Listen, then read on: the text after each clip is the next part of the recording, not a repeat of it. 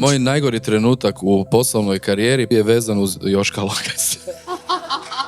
Ja sam dobio priliku sa 20 i nešto sitno godina dobiti svoj show. Koncept emisije koji mi je bio tada predstavljen je bio potpuno drugi nego što je na kraju ispalo. Nisam skužio šta se tu sprema, on je skužio i on je mene nazvao i rekao mi je, gle, ovdje meni nešto smrdi, ja bi izašao iz ovog projekta van. I ja sam tu njemu rekao, molim te, ako mi ti odeš, ja više nemam koga, ja te molim, ostani. I on je ostao. I poginu smo zajedno. Ona je prošla proceduru montiranja i neko je tamo odlučio da baš takav original mora izaći van. I HRT nakon prve izvedbe tog showa, kao nikad u povijesti, ukida show nakon prve emisije. Ja sam do tada bio miljenik publike i ja preko noći postajem najgori lik povijesti hrvatskog show biznisa. Ja sam na naslovnicama apsolutno svih novina u Hrvatskoj. Ni ne govorim o show biz novinama. Ja sam bio na naslovnici Nacionala. Pod naslovima najgori show svih vremena, najgori zabavljač svih vremena.